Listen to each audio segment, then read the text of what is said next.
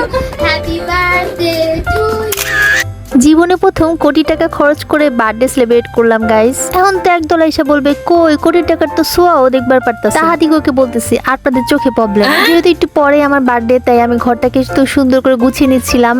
কারণ স্বর্ণরূপা দিয়ে ঘরটাকে সাজাবো, তাই সবকিছুই রেডি করতেছি। 12টা বাজতে আর মাত্র 15 মিনিট বাকি। তার আগে আমি ঘরটাকে গুছাচ্ছি। কিভাবে ঘরটাকে সাজালে অনেক বেশি সুন্দর হয় সেটাই আমি চিন্তা করছিলাম। আমার হাতে কাগজটাতে আমি ম্যাজিক পেন দিয়ে কিছু বেলুন আর্ট করেছিলাম। ম্যাজিক পেনের দামই ছিল 1,50,00,000 টাকা। 1,00,000 টাকার বেলুন যদি ঘরের কাগজে পাওয়া যায় তাহলে বেলুন কেনার কি দরকার। এটা কিন্তু জ্যান্ত সোফা না গাইস, এটা চিতাবাঘের চামড়া দিয়ে বানানো সোফা। আর আমি এখন আমার কেকটা নিয়ে চলে আসছি, আর সাথে 2টা টুপি কিনেছি, একটা বোনের জন্য আর আমার জন্য। আর এই কেকটা কিন্তু স্বপ্ন রাজ্য থেকে কেনা গাইস, এই রাজ্যের ঠিকানা তোমাদেরকে দেওয়া যাবে না, সরি। সাথে কিন্তু সবার প্রিয় ফুচকাও নিয়ে আসছি, আর এই ফুচকাগুলো ছিল মাত্র 30 টাকা করে। এই ফুচকাগুলোর দাম শুনলে তো আপনারা অজ্ঞান হয়ে যাবেন, সো একটু অপেক্ষা করেন। এই ফুচকাগুলো আমি আর কখনোই খাইনি, আজকে প্রথম বাসায় নিয়ে আসছি টেস্ট করানোর জন্য। তোমরা যারা বনশ্রী বা রামপুরে থাকো তাদের জন্য কিন্তু আজকের ফুচকা রিভিউ, কারণ আমি এটা বনশ্রী থেকে নিয়ে আসছি। আমি ছোট্ট মানুষ গাইস, তাই আমার কাছে যতটুকু টাকা ছিল তা দিয়ে খরচ করে। আশা যেহেতু কোনো ক্যান্ডেল নাই, তাই আমি ছবিতে একটা ক্যান্ডেল আর্ট করে নিয়েছি। সাথে বেলুনও ছিল না, তাই বেলুনও আর্ট করে নিয়েছি একটা খাতার মধ্যে, মানে পেজের মধ্যে। তোমাদের যাদের বাসায় মোমবাতি এবং বেলুন থাকে না, তারা কিন্তু এভাবে করে ছবি এঁকেই তারপরে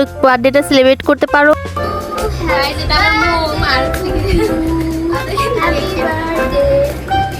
Dear Nafi. Thank you. চলো তোমাকে একটু খাওয়াই দিই, মম দেখো।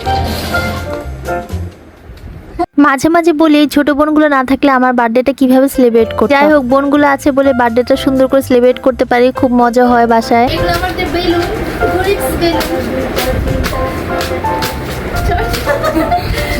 চলো গিয়া চলো বিলুন।